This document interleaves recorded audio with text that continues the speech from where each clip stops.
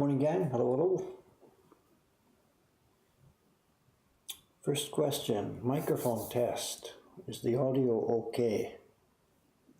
Do we hear snap, crackle, pop? We had trouble with the microphone yesterday. How is it so far? Testing, 1, 2, 3. Is the microphone all right? Great audio. It's the same mic plugged in the same way. I think it just needed a restart. I tested the mic yesterday on different software.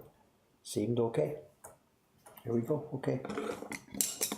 Yeah, we've been doing some persuading, of course. I can't just carve only on stream time. This one has to get out of here. So of course I was busy. The shop staff, we had 3 shop staff yesterday. So I was busy with it, not finished yet.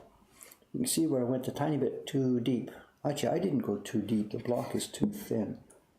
There's a very, very thin edge on this block. We normally want 5 millimeters or so. We've only got about 3 millimeters. Not even 3, 2 or something. Some of these old blocks we got were already plain down thin, so there wasn't much left for me to use. But this was such a nice hard piece, I didn't want to throw it away. So even though it was too thin, we pasted it down and had a go at it. So I went a little bit too deep. Can't be helped, can't be helped. It is thin. It's too thin, too thin, too thin. But anyway, here we go. Okay, what have we got today? John, who visited yesterday, he's off. I think he's gone to Nagasaki today. He might be back in a few weeks. He's going to work his way around the country. He's coming back near the end of the month to do that special photography session from the Sky Tree, and maybe he'll drop in again. I don't know if he's listening this morning on the train to Nagasaki, or maybe he's down there already. It's fun having guests. It's also fun. They've been on the other end of the street, but not on this end of the street. So it's difficult to catch the mood and to know when to talk and when to be quiet and when to say things, you know. John was having fun being here, but he's very voluble. It was good fun. Nice guy and a very long time supporter. He's still there. I'm getting ready to leave Tokyo for Nagoya. Okay.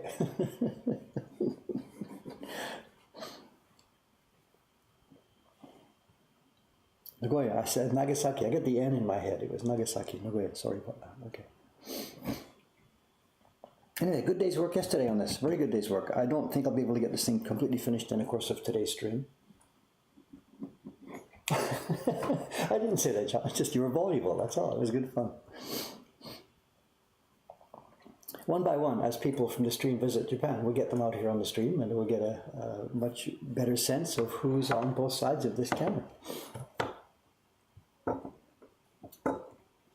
All right, there's a few things going on this morning. I've got some wonderful show and tell, but I don't know how much time to spend on show and tell and how much time to spend on work here. So anyway, first is work. Maybe when Cameron gets here or something, you can remind me about some show and tell. We've got a bit of follow-up show and tell. Remember the album I showed you the other day, 2 or 3 days ago? I showed you an album. The album has now been released. The prints are free from their 100-year-old prison, and we'll have a look at them one by one. And then we got another small album in the post yesterday, just after John left. He hasn't seen this yet, so. The paper's out of the freezer. People actually were reminding me about this before the stream even started.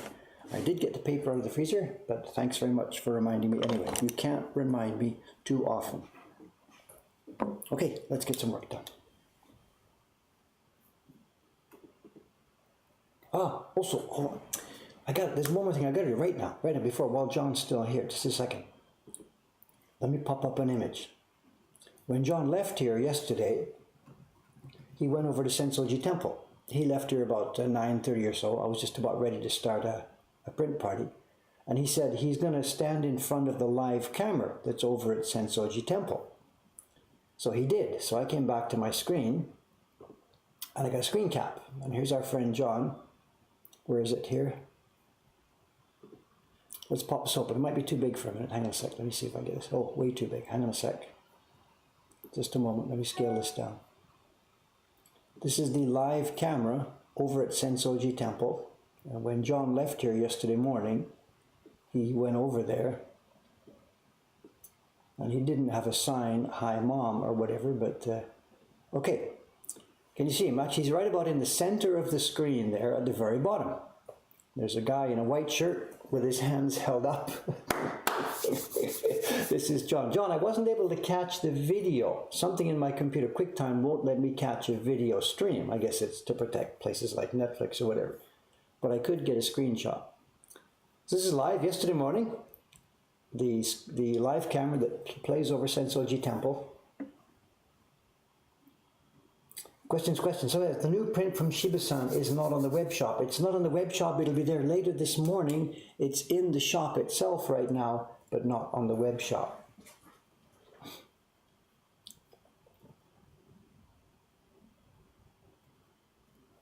And I don't have a link for this. Yeah, Finding Waldo, but with John instead. There he is. I got 2 or 3 screenshots. He stood there for a minute, and I could see what the guy's thinking. Has Dave seen me yet? Is it okay to go? But he waited a bit more, because we didn't have a phone connection going on. He'd phoned me to tell him he was there, but I tried to phone him back, and it didn't work. So, underneath the square window on the right, in the middle of the screen. Yeah, right in the middle of the screen, right at the very bottom, he's the guy with his hands up there. And it's not a window. That's netting, and behind the netting these are the 2 statues, one on the left and one on the right. The 2 statues of the guardians of the gate. They used to be called Neomon, and now this is called the Hanzomon. Hozonmon, Dave, I'm not the subway line. Hanzomon is the subway line. Okay, can we pop that off? Thanks, John. Yeah, show and tell. When we get to show and tell time, remind me, I'll get Shiba-san's print and we'll come and get it. But I have to start carving. I have to do some carving.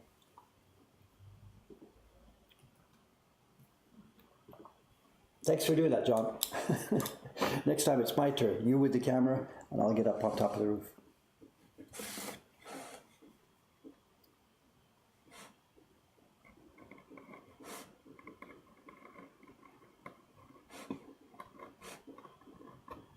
Oh, I forgot to open the door. It's 8:07. The door is closed. I'll keep quiet.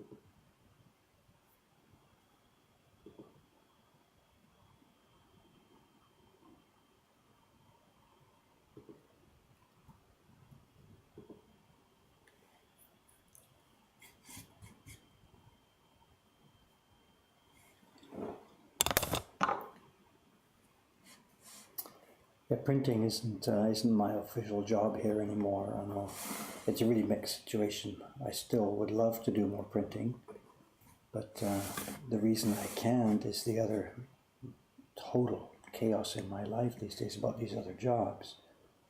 You know, I'm still the manager of this place, and we're now up to 23, 24 employees, and that's a full-time job in itself. The reason I'm able to do carving is because carving you can stop and start. Like I did a couple of hours on this yesterday, just put the tools away and got ready with the other stuff there, the employees and print parties and meeting customers and everything else. But when you do printing, you can't stop and start like that. You've got a batch of paper wet, you've got 100 sheets of paper in your stack. You have to print uninterrupted. You can't let things interrupt you.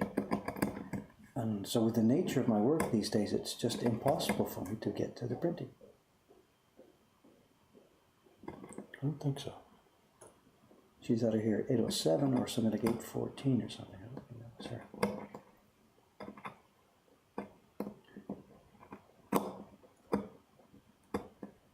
So it's not that I'm not a printer anymore, it's that I'm not able to do any printing anymore because of the way that the job schedules. Last year, when we had a really, really super popular gift print, I did do a batch of printing, and we sat through many streams watching me print the same colors again and again and again and again and again. I don't think that'll happen this year, but we'll see how it goes. As to who I am and what my job is and what my job description is, it's these few years now, it's very much in transition.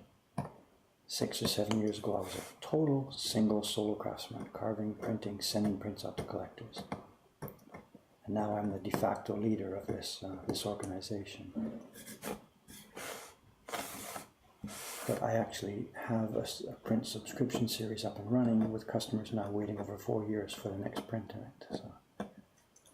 So I'm not sure what to think about that. I keep telling myself I am still a printmaker and will make more prints, but I don't know if fate is going to let me do that.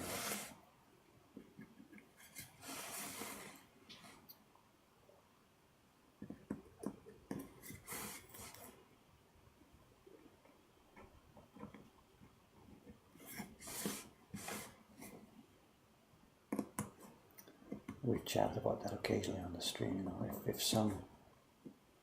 know, if we're sort of hoping that this magical person will walk in the door at some point, the person that could actually be a complete manager of this place. You know, you guys have all met Cameron. He's a really good helper and worker and doing many things here, but he's not the kind of person that can be the managing director of this place. You know, it's just not his character.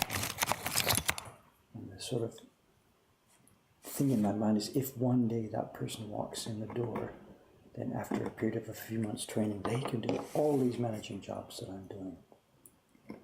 Then I would schedule my day with X hours for carving, X hours for printing, and get back to more video production. I think that's where I could really bring value to this place, rather than running around firefighting all day with the employees.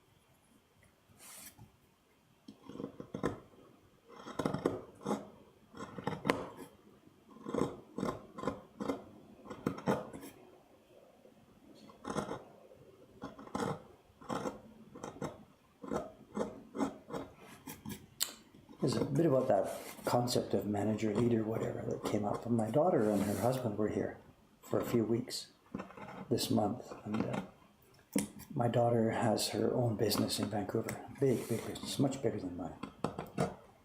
She's in the wedding supply business, and that's a hugely popular business. And there's no thought that she would ever take over this place. It's not even on the cards. The idea would be laughable, you know.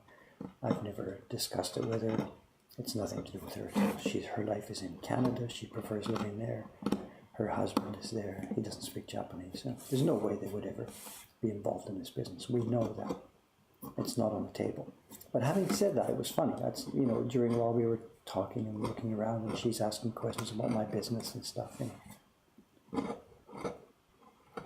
And it's easy to see how it could have gone the other way if she hadn't got her own business going and didn't make a life in Canada. Actually, she looked at this place and asked around and poked around some questions, and you know. And I could have seen how it could have gone the other way if she had decided to grow up in Japan instead of moving over to Canada. She could have actually been the next leader of this place, I think. You know. It's an alternate universe from my point of view. So of course what she was joking about after she looked around and learned about this place, she just started joking about it. Dave, just hang on for another generation, because I've got 3 grandchildren. 2 boys and 1 girl. And she was semi-joking that one of those should be the person I choose to run this place. Considering my granddaughter's 5 months old, I don't quite think I can wait that long for a maybe.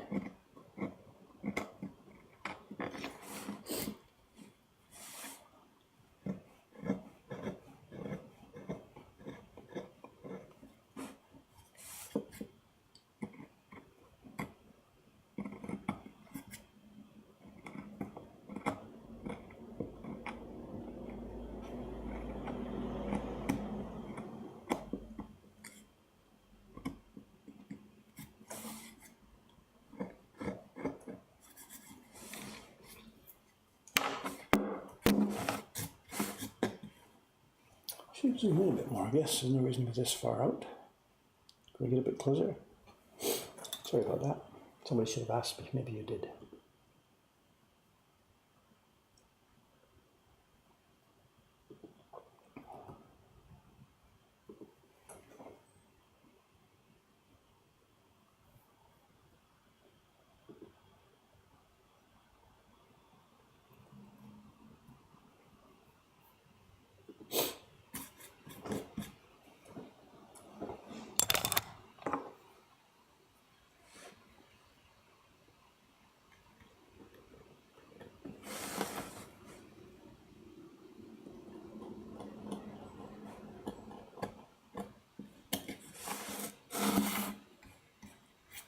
This is a nice hard piece of wood, you know. It doesn't seem to be too brittle. This is one of the pieces of wood we are recycling from 1960s or so fan prints. And some of them have been pretty brittle and friable, but this one is good. It's a strong, very, very strong, very hard piece of wood. Perfect for this key block.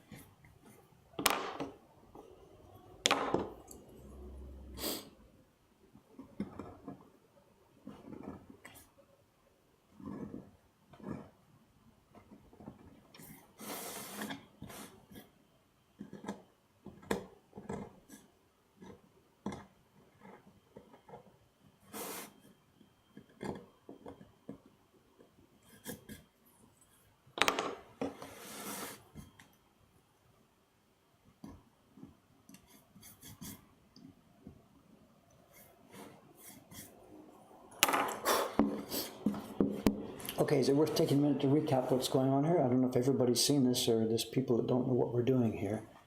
Let's just take 1 minute to recap what's going on. This is the key block to the first print in our 2019 subscription series. Excuse me. I'll pop up the image here of what we're doing. Oops, wrong Sensoji image, just a minute.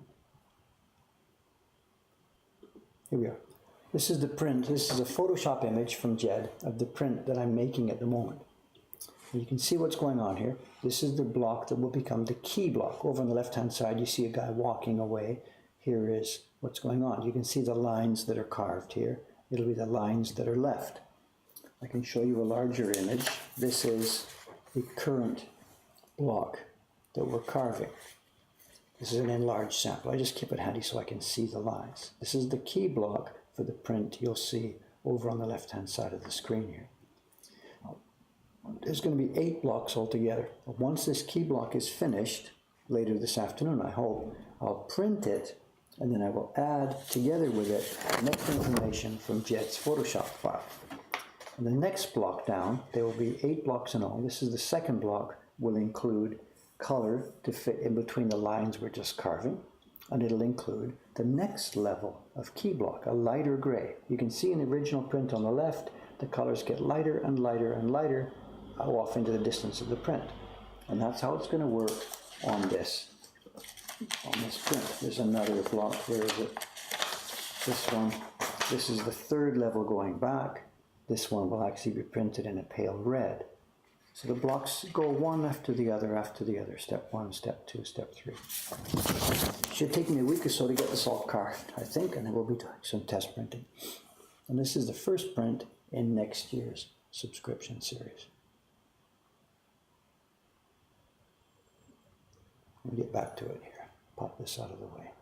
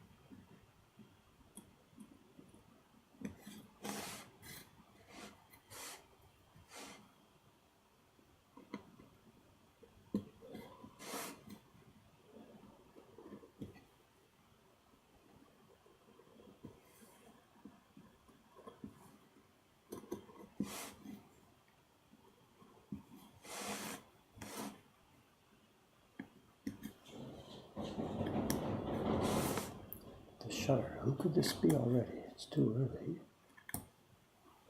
It's Cameron-san. He's here already. Wow, look at this. Good, good, good, good, good.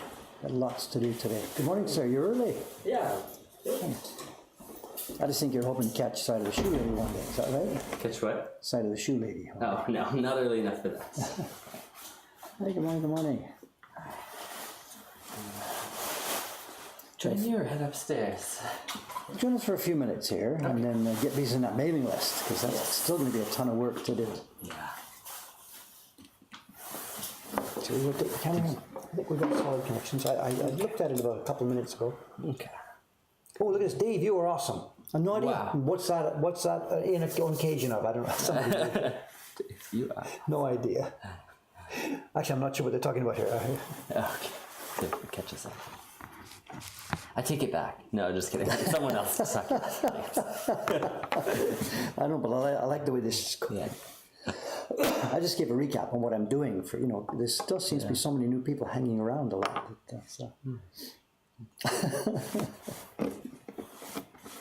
John's here. He dropped in this morning. He was here yesterday, okay. of course. Right, and yeah. he's waiting for his train. Oh, cool. I thought he was heading for Nagasaki. I got it wrong. He said he was in Nagoya. Oh, okay. He's watching here. Yeah, Even while he's in Japan, he's sitting here watching a computer screen, you know.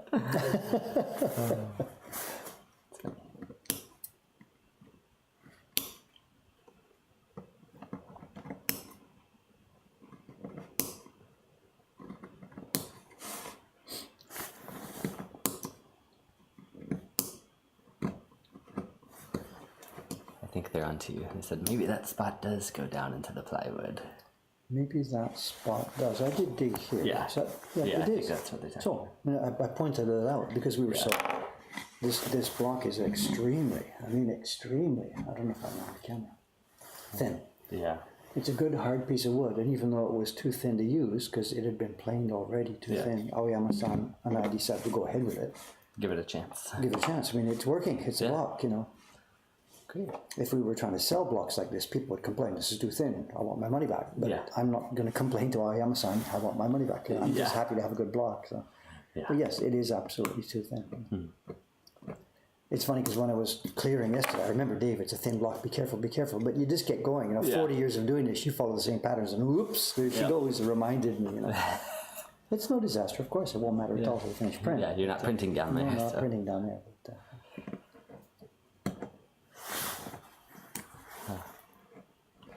Yeah, issues with microphone, it sounds like. they seem okay. Before the stream this morning, I tested it. I took the microphone, plugged it into separate software, and just tried recording myself, and it seemed no crackle.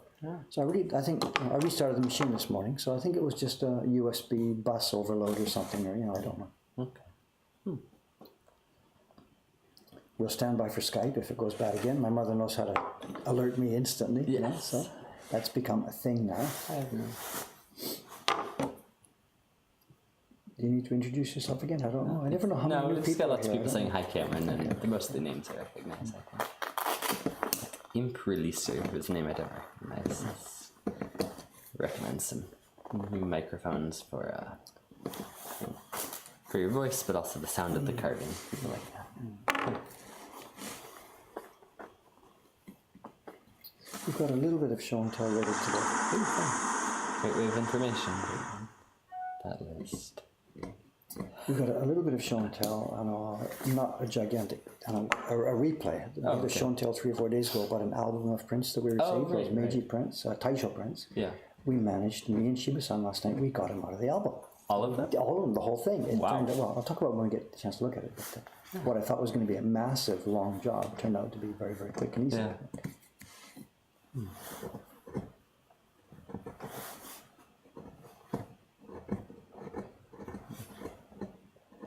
We had a bit of fun when, Oh, that's funny.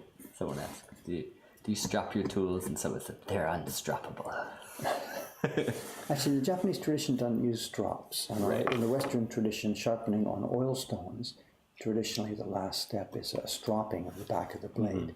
We don't strop. The final step is on a very delicate stone itself. And we do both sides. We do the bevel side and the flat side on the stone itself. And then, whatever, I can't describe it now, but there's a separate motion on the stone to take off the burr, which is what a strop is for in the Western world. So we have the same function, but we don't use a piece of leather for it. Yeah. Maybe leather wasn't something common in Japan of that day. Of course, there was no meat-eating tradition back then, so leather, I guess, wasn't a big deal. I don't know. Think about it. Well, when did cattle and stuff come in? I think that was after the Westerners came over, wasn't it? I'm not that expert. People weren't using leather for clothing. But there was Can't think leather of- in armor because they needed, strong substance. Absolutely, leather was involved in making armor. Okay. So there could have been, There were lots of wild boars, so it could have been maybe pig I leather. don't know. I don't know. So I'm the last guy to know about this. But clearly, back in the Tokugawa era, there was leather, leggings and or armor or helmets or whatever. But whether the creatures were being used as, like for pulling plows and stuff, or rather than specifically for food. Just ask the stream or whatever. Somebody will know, or they will know how to find it. I don't know. Yeah. So they're getting a crackle just when we of the clipping, so they're really loud. It clips it, so it prevents it from getting too loud, but it apparently crackles. But, oh well. So you mean it's a problem in the compressor, eh? Yeah, I guess so. Well, if we have a big problem, we'll try turning that off and see what happens. No persuasion going on this morning. No, I did that yesterday while the shop was open. There was a bunch of people having a print party in the back, and I was persuading out front.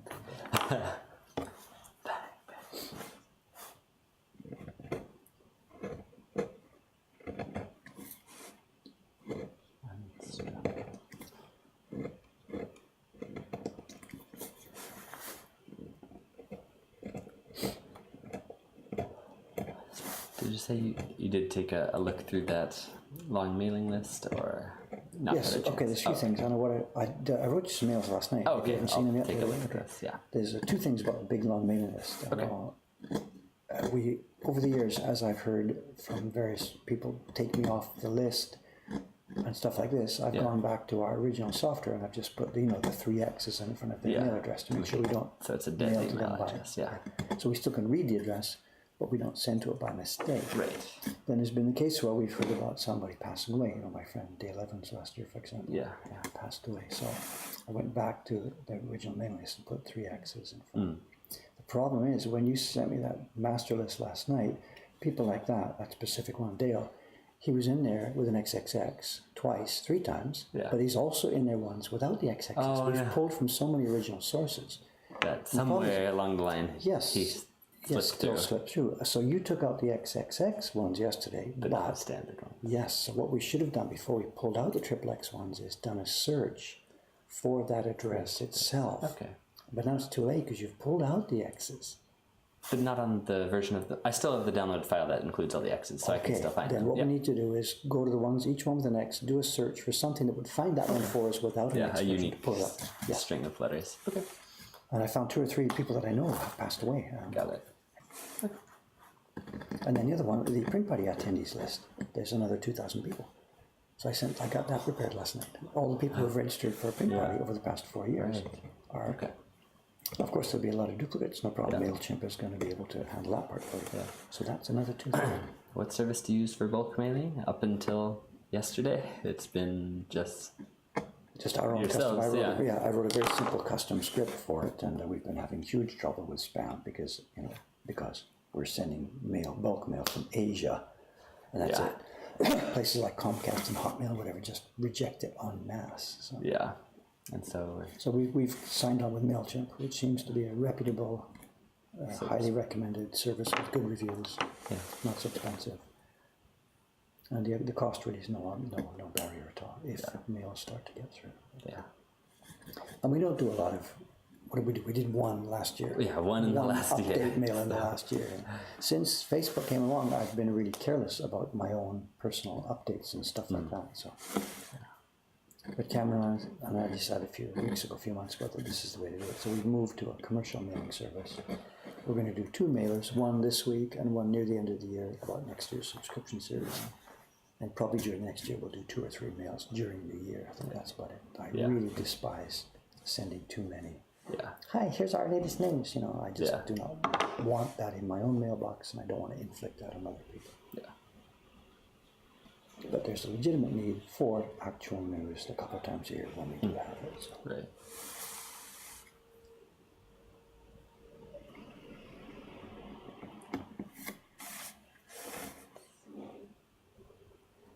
My history, what brought me to Japan. I first came teaching English, and then I was living in a tiny town in the mountains.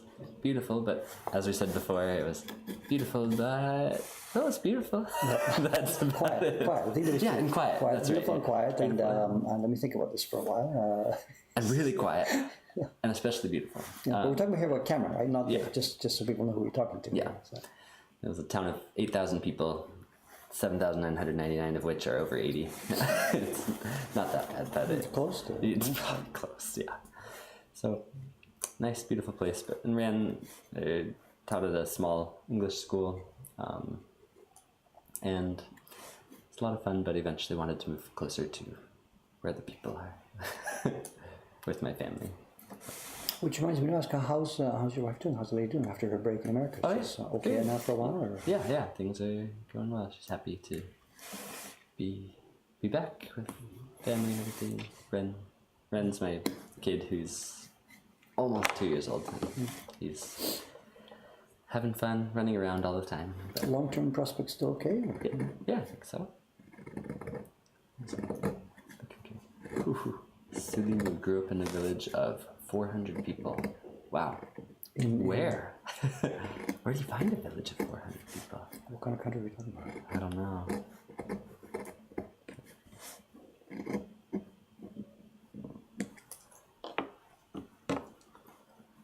Well, I think it's not just Japan. Many countries, of course. Sulimu. Maybe it's a rural Polynesian name. I don't know. But rural areas are Yeah. depopulating. It's not just Japan. right. Even America or whatever. Yep. Lots of rural areas in America too. Mr. Sokar. Great. What print is in the works today? This is the first print in next year's subscription series. So I just had it popped up. You can pop it up again if you like. It's under there under 2019. Here's the Photoshop version of it, because obviously we don't have a print version yet in the making. But Also, we got to get figured out what to do the title for the series, Cameron, huh? Yeah, sure. We've got to involve maybe the name Jed Henry, or the name Japan, the name Seasons, or Landscapes, or Journey, or what would be Jed's Journey Around Japan, or Jed Henry's Seasons in Japan, or any suggestions from the Journeys stream? in Japan. Oh, right. Can't use Journeys in Japan. I know. We could, You've appeared but, in that whatever. show. And it's not really about the journey. It's just places. Shin Hanka. It's not quite that. And it's going to be a bit of a mix. It's not intended to be all about famous places, even though this first one is a well-known place, Senzoji Temple in Asakusa. The series as a whole is not going to be about Meisho, famous places. It is going to track the seasons, and it's going to track a mix of urban and rural and with people and without people. Japanese Jedscapes. Jed's Japanese Journeys. Lots of alliteration going on. 12 views of modern Japan. Oh, I'm not sure that that's the right mood. I know Jed has his own Neo Tokyo series coming up. That series is building. That's hyper modern. Yeah, Neo Tokyo. That's the series. So we wouldn't want to say anything that would mentally conflate it with that. Yeah. I'm not sure. Japanese jaunts. Just it's worth mentioning that too. Jed is building another woodblock print series with English printmaker William Francis. I think they're planning a Kickstarter campaign at some point. Yeah. And it's based on Neo Tokyo. Jed's images of a future Tokyo. Yeah. But using kind of the style or the imagination of 80s version of what the future might look like. It's what it looks like. Yeah. Akira and Pat Labor, is that the name It's of a it? bit mixed and blended. I don't know. Evangelion kind of thing. And Big Blade robots Runner and things. and actually, I'm not involved in that, so I'm not sure what the schedule is. I think they've got 2 or 3 prints coming up. I don't really know. Yeah.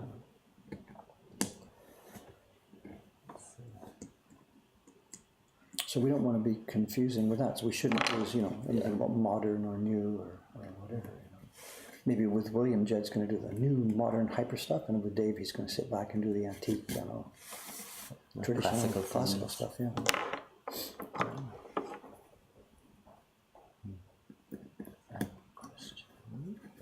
Question for Dave. Did you ever get frustrated when you first started out learning woodblock printmaking? And if so, how did you deal with it or keep going after his frustrations with the I'm first not prints? sure if I would be so dramatic to say frustrated. I was interested in making beautiful prints. I'd seen an exhibition of beautiful prints in Canada. I tried in a very rudimentary way to make a print, knowing that it wouldn't match what I saw on that exhibition, But I was disappointed by just how badly it did turn out, how different and how ugly the first attempts were compared to the ones I'd seen. Because honestly speaking, I thought that stuff, piece of paper, it's a block, it's color. How difficult could that be? Not being sarcastic. Obviously there was depth to it, but I didn't think it was going to be so difficult to replicate at the beginning. Yeah. And it was. I didn't have the quote right, unquote, tools, materials, and know-how, and whatever. But if I say it was frustrating, oh my God, I got to tear my hair out. How can I do this? What's going on? It wasn't like that. It was just, shit, when am I going to figure out how to do this? bigger process or a more difficult thing than it was a quiet frustration. Yeah. And then as the years went by, sometimes once I started to get the hang of it, you'd get to a point where, what's wrong with the paste? What's going on here, you know? So it wasn't the tearing your hair out frustration. It was just the, why isn't this getting any better? A bit more, you know, a bit quicker, you know, whatever. Yeah. But it was, you know, I knew why it wasn't, because I didn't have the know-how. And well, it wasn't mysterious. I mean, it was mysterious, but it wasn't, you know, I knew what was wrong. I didn't have access to the... Just why can't I fix that? Yeah, so by myself, you know. Yeah. Part of it's stupid personal pride. I'm a smart guy. I should be able to figure this out by myself. You know, don't teach me what to do. I can figure this out. Yeah. And there's limits to what you can figure out when you're trying to replicate something that has existed for 300 years. Yeah. So I'm not sure if frustration is the right word. Mostly it was good fun. You know? 12 views of contemporary Japan doesn't quite roll off the tongue. So no, and it's the wrong word. You know, we're not looking at contemporary Japan. Look at this first one. This is Sensoji Temple under the snow. I mean, this is might as well be 200 years ago, except for the clothing. Yeah. And it's actually too. I thought about it yesterday. The clothing Jed has given us here. When you pop up that picture, you know, you got it there. That's 1920s, right? That doesn't look like. Is that the kind of clothing people wear right now? I don't think so. So it's okay. It gives it a bit of a nostalgic mood, I think. Yeah. So I don't think contemporary Japan is going to be the word to use here. Just Japan, bingo. Just you know, whatever. And maybe that's things like the old Hasui series, 12 views of Japan, maybe. Yeah. Nihon Fu Juni Maika. No idea. Who did the print design? It's Jed Henry. His name. Oh, okay, someone else already answered that. Thanks. The same designer who's done the famous Ukiyo Heroes. We had that again yesterday. A couple that was in for a print party had booked through Viator, I guess, TripAdvisor or whatever it was. And they didn't know specifically where they were coming. So they came for an experience, printmaking experience. Yeah. So at the beginning of the thing, we're introducing ourselves, blah, blah, blah. We go ahead, no problem. We get partway through the print party, and one of them took a break for a moment and noticed the poster that's on the wall, the Ukiyo Heroes poster that's there, and said, oh, yeah, these guys are kind of cool, you know, I think, you know, blah, blah, blah. But they still didn't realize that this was us. And then after a minute, I realized that they didn't realize. So I went and got one of the prints and said, you mean these ones? Oh, you have those here too? And I said, well, actually, this is where they are made. And he's like, no way, you were those guys? And I'm like, yeah, we are those guys. That's funny.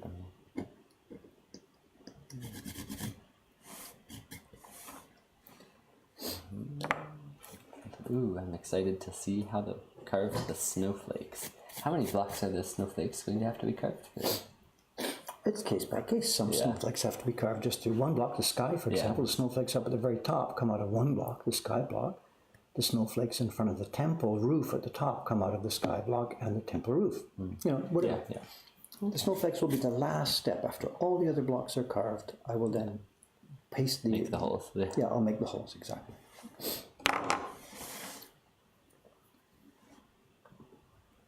I'm just going to ignore the snowflakes during the whole main process, and I'll do that at the end. And as I mentioned, we asked Jed to make sure that the snowflakes didn't fall on any of the lines. Yes.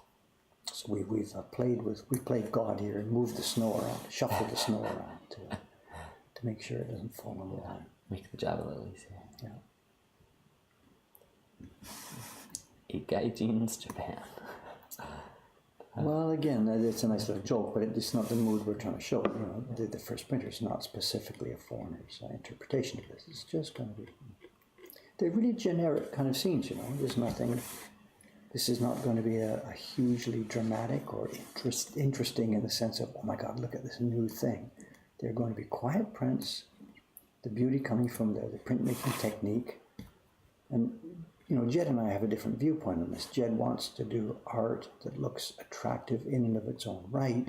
And for me, I want a designer to just give me raw materials that will roll into our printmaking to give us a beautiful paper and pigments and blend of color Yeah. You know, for me, it's not all about the design. Whereas, of course, for Jed, it is all about the design. You know, Yeah. so. I want a design that will let me show off these tools and techniques and materials.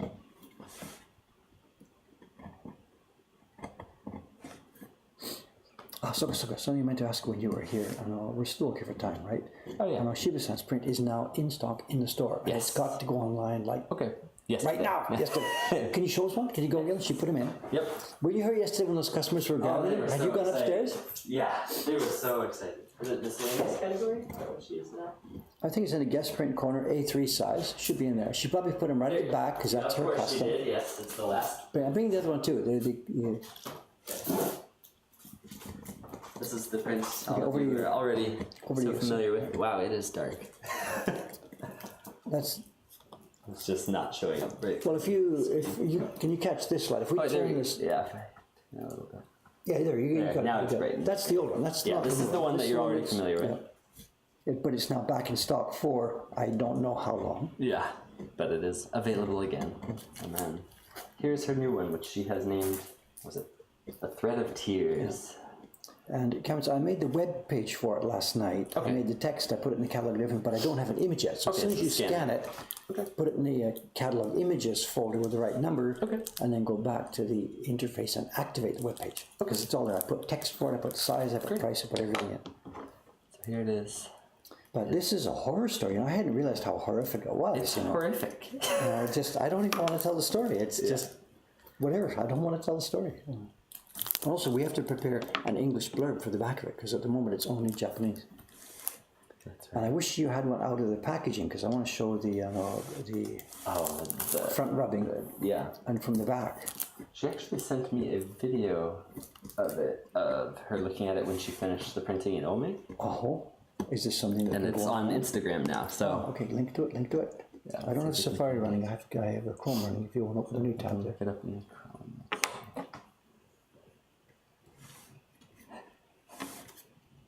Someone would yell, put it online! Two all channel caps. shopping, whatever.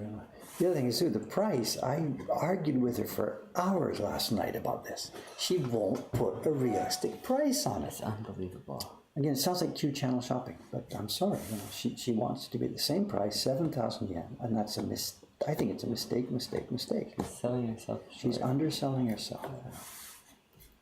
And she's thinking, well, I don't have enough experience. It's not worth it yet. You know, wait till I get more, blah, blah, blah.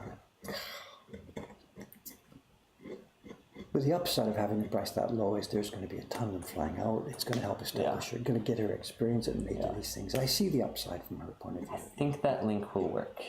Try that, guys. What do you mean you think? To the webpage? It's not open yet. No, not to the webpage, to the short Instagram, video. okay. Yeah, that shows, looking at it. If it only shows the post but doesn't go directly to the video, it's the last image. Go check it. It's furthest. Contest. That is a steal for that print. It is a steal. The 1 easy payment. 7,000. But her designs are remarkably detailed. That spider is just horrific, though, as an arachnophobe. Soka. Yeah, I'll cover it. The horror story, the long story short, it's a shapeshifter story. The guy marries a beautiful woman, not realizing that she is actually a shapeshifter. And she's also a giant Jorogumo, a horrific yellow and black, gigantic spider. Yeah. And spiders, female spiders, are hungry, and especially when they're pregnant, they're really hungry. Apparently, whatever, this is the story. He and his wife, they become pregnant, she becomes pregnant, and I guess this perhaps happens at night or something, I don't know, but the spider gets in the habit of, or the woman transforms to a spider, goes out into the community and terrorize it by eating people, attacking. But she loves her husband, so she doesn't eat him, even though most spiders do eat their mates. So anyway, time goes by, and I don't know the details of this is all happening in a period of a couple of days or months or years, I don't know. The community is terrorized by this gigantic spider which keeps attacking people at night and eating them. And at some point, again, I'm not sure the details here, he's out there helping the community. Chopping wood Or he's helping the community hunt down this thing. I don't know that part of the story. Yeah. Anyway, they have the meeting. The guy with the axe and the spider. He comes face to face with it. And here's his chance to destroy this creature that has been terrorizing the community. And either at that point or as his axe falls, the shape-shifting returns, and he realizes that he is in the process of hacking to death his wife with their unborn child. Yeah. And with the axe raised, he has to decide, do I continue killing this creature or do I let it go? Yeah. And the blood on the axe tells the story. He decides to Save the community. save the community or whatever, destroy this creature, even though he now realizes that it's his wife. Yeah. First, when I first heard the story from her, I thought that at that point he killed it without knowing it had been his wife, and then, oh my God, what have I done? No, she said it's He recognized her. before he kills it. Yes. Yeah. So, and I'm like, oh my God, I do not want to hear this story. Yeah. This is Someone else summarized the story, quote, "Man fights spider," end quote.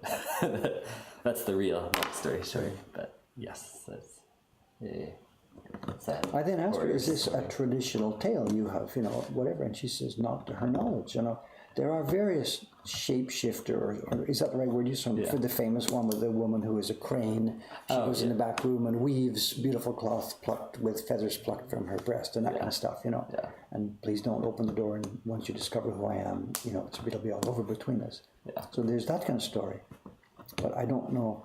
She says this is her original, not original, I mean it's her creation, ideas. woven creation based on. This is what she thinks about when she's on her own time. And this girl is still single, and now we know why. She's a good kid. She's such a hard worker. She never complains. She's enthusiastic about this work. She's just perfect all around, She just has dark stories. Yeah, there's a dark aspect to her personality. That's fine. Whatever, horror is a deal, Yep. Not for me. I've never enjoyed horror movies or horror at all, but she clearly does, and she's maybe in the majority. Horror is a thing, especially in Japan. Yeah.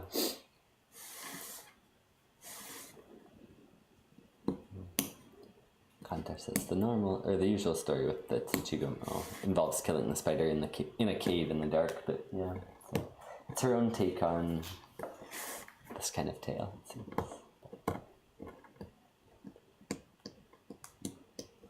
We've got him. I'll stick to Spider-Man.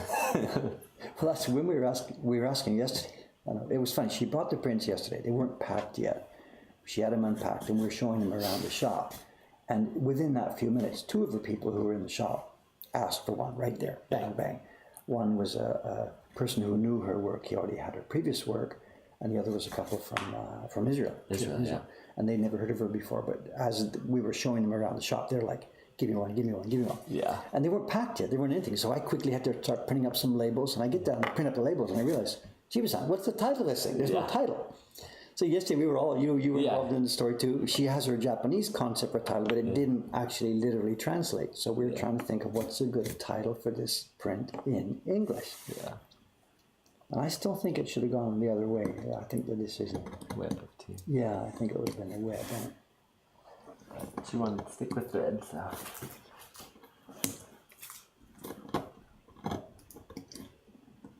So it's going to be the, what is it? The web, not the web of tears. It's going to The thread of tears. be just thread of tears, or with a the. The label says the, so that's But the Square Softer, you typed it in yesterday. without the, so it's unclear.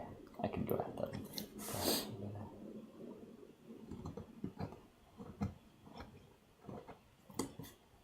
And this falls under her Ghost series. This is now the second one in her Ghost series.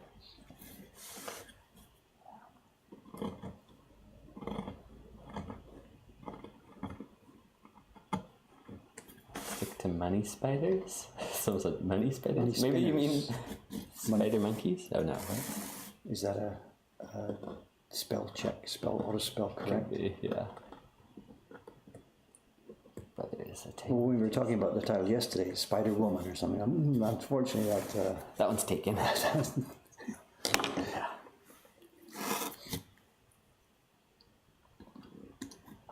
Is it called the Ghost series in Japanese? What does she call it? I don't know. Sorry. Yeah. It should be on the back, right? I try to encourage you, if you're going to do this, let's do a cartouche. Let's make them look like a unified series. The more of a series feel you have to it, the more people will feel like they have to get more than one of them. Huh. Hori, Suri, Ayumi. She doesn't even write Shiba, it's just Ayumi.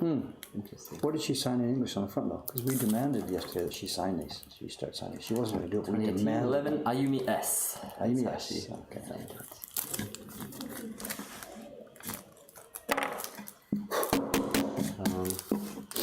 Japanese name is very long and doesn't involve. No, so it didn't make any sense at all. Odasumo tsumugenu kokorobite. This is like old Japanese too. It doesn't make sense as a title. It's just,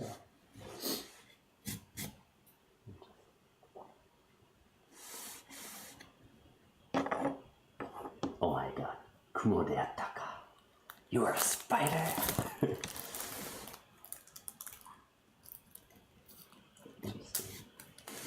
So she has the whole story printed out here. in Japanese. Yeah. So.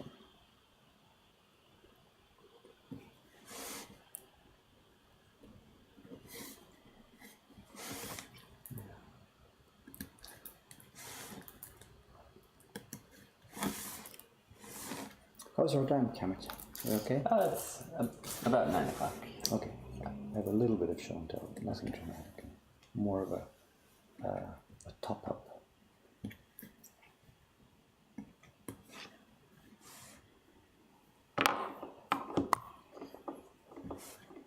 Many spiders are apparently something. So it's a tiny spider. If you move it around your head, you'll become rich.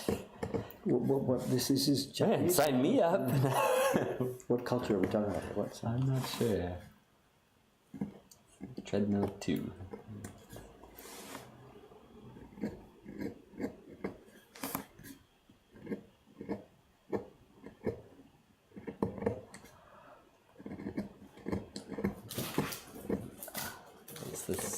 It is part of Ayumi Shiba's Ghost series.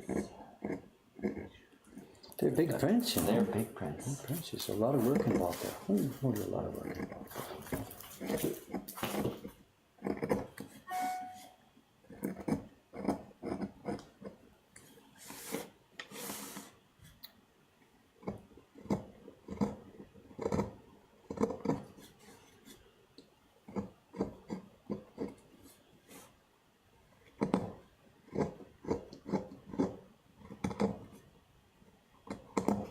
How many are they? We have just 2 in that series, and then she has 2 smaller prints that are tangentially related or thematically. Okay. But You know how many copies? So she's got a couple of dozen, I think, or something. Yeah. For the first batch.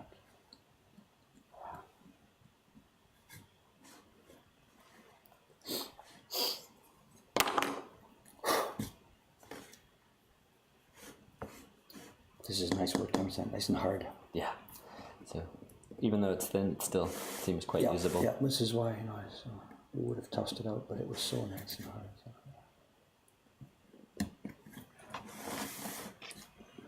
Treadmill 2. Is it time for show and tell yet?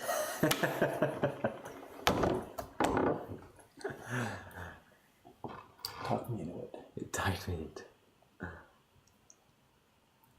A bit of repeat. It's done. I don't know what I did with the covers. We showed an album here. I don't know what I did with the covers. I think I already tossed them out. Hang on a second. I like the spider print, but it's a little gnarly. Not sure what I'd do with it. No, it's not for everybody's taste, not to my taste. Yeah. Anyway, what we got? We showed yesterday's stream, or 2 days ago stream, we showed an album of prints from the Taisho era. It was an accordion style album. I folded it up and turned it over and folded it up. And we received it from one of the auction sites we perused. And there was good news and bad news about it. They were beautiful, beautiful old prints from the Taisho era, Right. 19-teens and 1920s. And it was a subscription series of prints that were done back in that day. They were sent out in pairs, I think once every 2 weeks, perhaps once a month, I'm not sure. And they were prints that were designed to show the history of ukiyo-e to people who, emerging middle class people who wanted to learn more about Japanese arts and tradition. And they were mostly focused on early era ukiyo-e, Suzuki Harunobu or Koryusai or some of the early people. And they were made in about the size you see, which is about the same. It's an A4 sheet of paper. I mean, they didn't have A4 back then, but it was about a letter sheet of paper. And some of them were about the same size. Harunobu prints were about that size. And some were reproduced from more of a Nishikiban size, reduced down. And they were done by top-level carvers and printers. This is, I said, the era when there were still many, many, many craftsmen still left over. And they were sent out as subscriptions prints, and for a really very inexpensive price. I think they were, I forget, 25 cents each or something like this. And many of the people who got these prints received them. They didn't know what to do with them, so they pasted them into albums. Yeah. And the one we showed the other day, the album, they had bought an accordion album from like a stationery store and pasted these prints into it. And the album paper was terrible. It was rotten, terrible, pulpy, awful paper. So my first job, as I mentioned on the stream, we've got to get these prints out of the album. And I had thought that what I was going to need to do was put them in a bath and soak them off the backing paper. Turned out to be not necessary. The backing paper was so brittle and the glue was so brittle that when we started to take them off yesterday, they just actually popped off. The backing paper just fractured and frazzled. So they popped off, and then I used my knife. I used one of my knives last night to scrape off lightly the last bits of paper on the end of each one. So it turned out we now have 47 beautiful prints released from their backing sheet. The downside is they've been on those backing sheets for 100 years, and some of them, when you look at the back, they really are very, very heavily toned and stained by heavy contact, 100-year contact with the paper. Luckily, it really hasn't destroyed the prints yet. The paper is a little bit more brittle than it would be otherwise. But we've stopped the degradation. We're going to air them out now and put them in a folder where they'll be protected from any further degradation. And they are to die for. Absolutely. Should I turn this back to you? So you can acknowledge that and stuff, I think. I can't really do both, see the chat, but whatever. It's okay. Let's zoom in a bit. Or maybe, I'm not sure if I should zoom in or hold the prints up to the camera. Hang on a sec. Let's see which is most effective.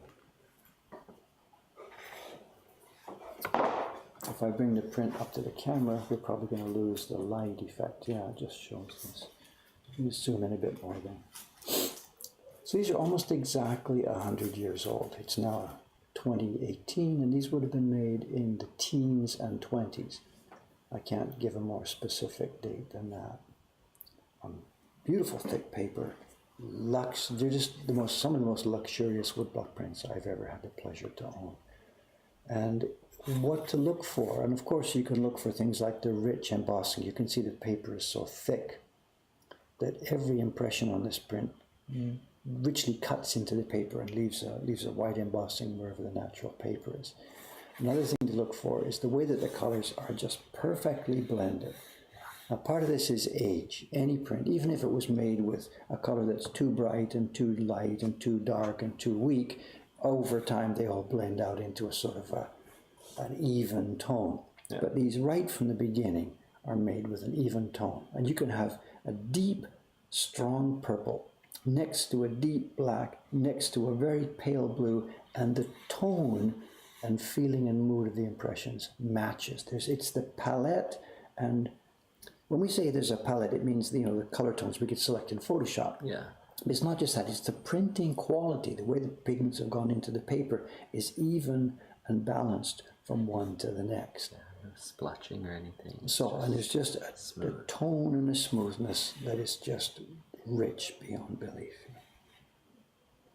This is the natural paper color here. This particular under kimono is the white paper, and next to it is a color that is almost it's so delicate and so pale you almost can't see it. It's hard to you've got to touch them and feel them and taste them. And I've got 47 of them here. I can't just go through all 47 and show you because it's just too much. Look at this. Do you see? Have I got the angle of the light right? The background tone here. The white paper is heavily embossed where the color has been impressed. What else to look for? Deep, rich colors. To make a deep, rich color, we put lots of pigment on the block and lots of paste on the block. and yet the paste hasn't in any one tiny touch gone into those carved out areas. There's no tamari. All of our printers here yesterday, last couple of days, Suga-san, Dei-chan, Ishikawa-san, they just look at it and say, David, how do you do that? And I'm like, I don't know. The other thing too, the key block here is printed in quite a rich black. Sometimes we do our key blocks in gray. These key blocks are printed in rich black. And the hair here is on the key block. And the eyes and nose and mouth are on the key block. And yet the hair is rich and black, which needs good strong pressure, and it hasn't blotted out the eyes or face. That was especially the one I just showed you there. Look at that. That eye and that hair are on the same block. And none of us now know how to do this. And all we can do, we can blame whatever. The paper here was beautifully smooth. Yeah. To get smooth paper like this ourselves, we calendar it. You've seen me, you've put this in the press and stuff. And the back side of this paper shows no touching at all on the bare papers. Around it, the printing marks, you can see, look at this, where the Baron has printed the background color. There is no Baron marks on the face area whatsoever. The paper has not been calendared or put on a flat block before printing the print. It was thick paper. It needed a rich, heavy pressure. The Baron really had to work hard. These are all about the same age. I mean, they were a subscription series, so it couldn't have been that far different. Why do you think the paper color would have changed so much? That's another question. In fact, these two, that's why these two were on top, because Shiba-san and I last night were looking at this thing, and we were addressing this question ourselves. For the most part, the prints in this deck have the white, quote white, it's not actually white, it's the light color for the most part. And yet, 2 or 3 of them have a tone like this. Darker, yeah. And if we were trying to do this ourselves now, what we would do is we'd get a mixture of pigment and persimmon juice or whatever, and we would take a brush and put this on the paper. It's called furubi, artificially aging the paper. Yeah. Whether that's been done on a few of these or not, I don't know. The series as a whole doesn't show that. Perhaps it was a batch of bad paper that has got some pulp or something in it that is toned much more. I don't know. But we spent a long time last night trying to figure that out, trying to look at this, looking for signs of artificial aging.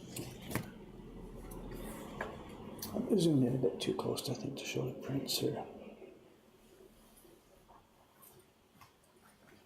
Yeah, somebody's suggesting smoking. Maybe that workshop was full of cigarette smoke. Well, I don't know. During the printing process isn't exposed to the air all that much, considering the 100 years that's gone by. But it's stored in the same album side by side for 100 years. So it's not storage. The paper was inherently a different kind of paper, or this one, as I said, has been artificially done. I don't know. Again, we can't show you all 47, just a few highlights. Some of them are brighter. You can see it clearly. This one right here is a much brighter tone and tint. The paper is nearly white for 100 years old. That's astonishing, actually.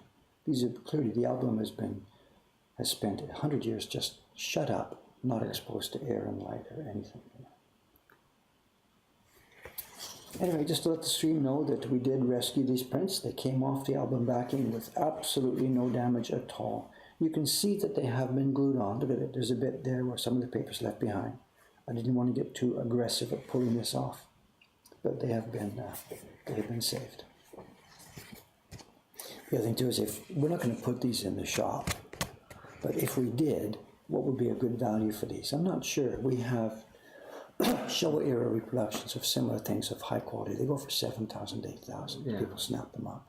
If we were putting these in the shop, I guess it'd be about the same price, 7,000 yen or 8,000 yen would be a fair price for them. And there's 47 of them in the album.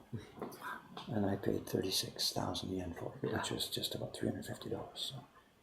But they're not for sale. We're going to keep them in our, so, but I could, oh my God, we could get $6,000 for these. And it would be a fair price. But I'm not going to do that. A couple of them were damaged. This is not my damage from yesterday. We got them out clearly. We showed yesterday that some of them that were damaged, we were going to use these first as our tests. And I did. I pulled these out first. But more 99% these are in beautiful condition. And they're mostly early days ukiyo-e. Koryusai, Harunobu. The people of that era. And it's a treasure. Here and the next print is more yes, of that, there's some oxidization. So the colors here is dramatically changed. This would have been a something that showed a woody color, and they used a pigment called tan. It's a kind of mercury compound. I don't know the chemical composition, and this would have been a reddish brown, and it has oxidized quite heavily in some places. Some of them, 3 or 4 of them, are really, really heavily oxidized. The next one. Yeah, this one, look at this, look at this. It looks like a dark grey blue. This would have been a dark brown similar to that. I'm just curious, why would they have put such a similar color side by side? I don't know. Perhaps they mixed it a bit lighter, but it's heavily oxidized. Now it looks like the hallways are made of steel or something. They look like That's the flooring, isn't it? Yeah, right, so. flooring in the drawer, is that what this is? Interesting, that wood. Someone's asking, can we fix the oxidization? I don't know. I don't have enough knowledge of the chemical background to this.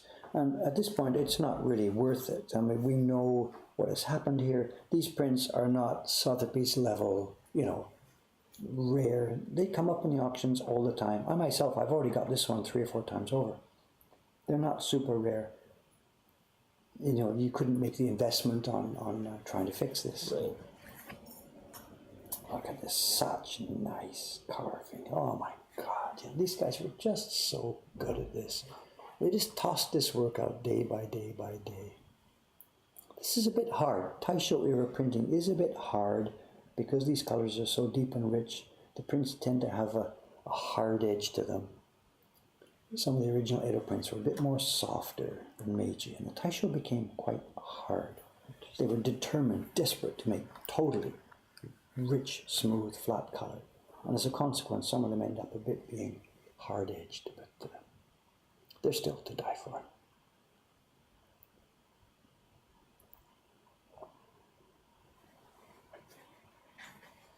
This one has mica. I don't know if it'll show on that. They've tried to imitate a mirror. Is it going to get a reflection? Oh, yeah. Does it show? I can't find the spot that will have the reflection. There it is. There it is. Bingo. The mirror has been made to look like a mirror with mica powder covering it. Someone's asking, do I learn much from looking at them? Specifically, technically, no. I know how these were made for the most part. When I look at things like, because the hair is black and the face isn't spoiled, I would like to do that. I cannot do it. And the reason I can't do it, I'm going to blame the paper. The paper really, no. We know how to print. We know how to use our pigments. But the paper, we just cannot get paper that is rich and soft and absorbent and yet which has such a beautifully smooth surface. So to some extent, I will blame the tools and materials. And the other part, no, okay, these guys were, here's the 2 that were spoiled. Did you see this one? These 2 prints were face to face in the original album. And this area of mica background was pressed against her face. You can see the mirror image of the shape here. So this actually is the print in this whole album in the worst condition. You can see the shape of the previous print. And I doubt it can be fixed. And again, it's not really worth it. It doesn't matter. There are a few other prints that also used mica. Why do you think that this pair in particular? No idea. You're asking, why does some specific chemical have a reaction to the chemical over here? I don't know. I don't know the science behind it. I'm sorry. But we can just see what happened. There is the shape of one print being pressed against the other print, and yet it doesn't show all the time. Yeah. Okay, it's going to get boring one by one by one by one. Anyway, there we are, 47 prints, beautiful prints. Oh, there's one more thing I do have to show. In the album, and one reason that made me really not want to miss this when I was bidding on it was a set of 6. I have already many of these prints in my collection. We're bit by bit trying to establish a full set of these, but what I don't have yet are these next 6. There was a set of poets created back in the, I guess it's in the Heian era, the Dok Kassen, 6 poets, Kassen was a poet. And this is a set of designs that was made, I think it's Eishi in the Tokugawa era. And they took parodies. They took women from the geisha quarters, the prostitutes' quarter, and parodied them as the 6 famous poets with poems carved onto the print. And the color palette is extremely, extremely interesting. It's all done in muted tones of gray and purple, with just the occasional lighter touch of green or something somewhere else. Look at this, the yellow doesn't even show. And it's just masterful color palette. And there's 6 of these in this series. And I've heard about these, I've seen illustrations in books, but I've never had copies before. And now we have ourselves a full set of 6. And I tell you, if these 6 alone had come up for auction, I would have happily paid the same price I paid for this whole album of 47 prints. What a printing masterclass, an absolute printing masterclass. Someone's asked me, are there things I can learn from this album? Yes, yes, yes. Just sit and drink and look at this and try and internalize the colors, the way these different grays have been mixed. These grays are not just black pigment. All of these grays have something else mixed in, a blue or a purple or a green or a yellow or something to give them an interesting tone. This set of 6 is a masterclass. They're worthy of a Davis Choice video at some point down the line when I can get coherent and when I've studied more about what I've seen here.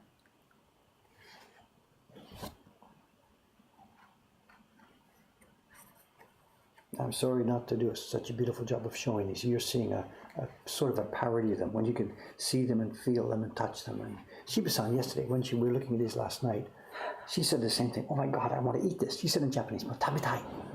And I've said the same thing. Yeah. Oh my God, I want to eat this. And people look at me, what are you talking about? Eat it. But it's just, there's something sumptuous and rich and palpable about the beauty of these things, you know. When you're here, when you're visiting, you know, if you're over here, ask Dave, get these out of the drawer and show them to me, you know, whatever.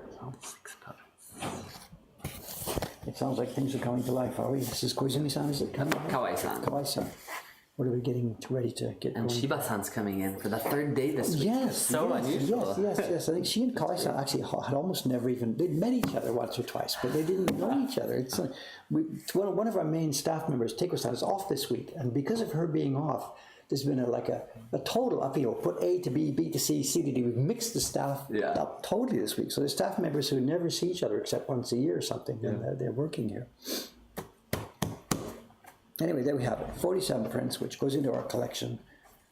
They'll be exhibited now and then. At some point, we've got to get the help of somebody, get these all scanned, and get them all up online. But I don't know how to start that job. There are thousands. Yeah. Our collection now has literally thousands and thousands of beautiful, beautiful prints. And my collection isn't worth anything. It's not the kind of stuff that Sotheby's would even blink twice at. I told a story. There was a lady here from one of the main museums in Holland. I can't pronounce it, the Rijksmuseum or something. I forget the Dutch word. And she was one of the curators there. The curators who handle real ukiyo. Each print is worth tens of thousands of dollars. And I showed her some of the prints I've got here, and she just said, oh my God, oh my God. She would love to be able to buy these things, to have permission to buy these for her museum. No, won't happen, because these are just 20th century copies. And people in the academic museum collectors world, they don't even look twice at this stuff. And she said, these prints that I was showing her, they were more beautiful than what she's got. They were more tasty than what she's got. Yeah. They were just, all in all, more glorious objects. Yeah. But she is not allowed to buy these for her museum. Why waste your money on a copy 150 years later? Exactly. So it's fine. So I'm really, really, really happy. I can scoop these things and collect them and talk about them and try and make videos and enthusiasm about them. That's fine. That's our place. That's our job to do. There's questions I'm sorry, blah, blah, blah, blah, blah. Lots of questions. I haven't seen this. I'm sorry. Go on, Kawai-san. Hey, we got him off. That album. もう外した。あ、先生、この前のやつ。そう。全部外した。見てください。もう look at this, look at this, look at this, look at this. すごい。大正時代でしょ。大正時代です。Is Shiba-san working on her next print? I asked you about that last night. What's next, now that we have one here? She hadn't started carving yet, and for her it's interesting. She said, no, I got to do some traveling first. What Shiba-san does is she goes to different places in Japan where there was some folk tale, gets off the train station, sits in the park, looks at the buildings, looks at the river, looks at the mountains, goes around, and then images herself a reimagination of one of the folk tales that comes from that area. And that's how this spider print was. Yeah, she took a trip to Sendai. Somewhere near Sendai, yeah. So exactly. And a couple other areas too. She just went on a road trip for a week. She won't tell me what it is. She said she went down to Mie Prefecture. I said, what's the story? What's the background? She says, not digested yet. Yeah. So there is another print cooking in her brain. She's done the travel. She sat there drinking in the mountain scenery or whatever it is she does when she's down there. So the next one is cooking. I don't know what it is. She'll tell us when she's ready to tell us. That's all I can say on that. Don't ask me to pronounce that. Rijksmuseum. Yeah, Rijks. I can't do it. Dutch is just one of those languages that outsiders cannot imitate. I'm sorry. So. All right, Cameron, we better roll this up. Yep. There's lots of work for us to do. Cameron's going to get busy with the mailing list. Those of you who have an email address inside the Mokahankan system are going to get a notification later today about the gift print, which actually it's already up and running. woodblock.com/gift. The gift print is now available. Sugu-san is printing them today as we speak. The paper is out of the freezer and she's printing them. It's the Kingfisher image. It's this year's gift print and the page is up and running. Cameron-san, sign off. We're going to say hello here. Bye-bye, guys. I'll be back here tomorrow, same time, same station, with more carving on this. By then, we'll be up to block number 2 tomorrow, as work continues on next year's subscription series. Good. Thanks for watching, guys. See you later. What else was I supposed to say? That's it? I think that's it. That's it. Let's pop this up one more time. There's the print we're working on, along with its block. Thanks, guys. See you next time. Bye-bye.